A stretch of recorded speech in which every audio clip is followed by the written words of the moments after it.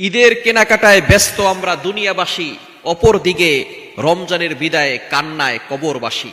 অর্থাৎ যখনই রমজান শেষ হয়ে যাবে, এখন রমজান আছে, রমজানের কারণে রমজানের বরকতে আল্লাহ তাআলা জাহান্নামের দরজাগুলো বন্ধ করে দিয়েছেন, জান্নাতের দরজাগুলো খুলে দিয়েছেন।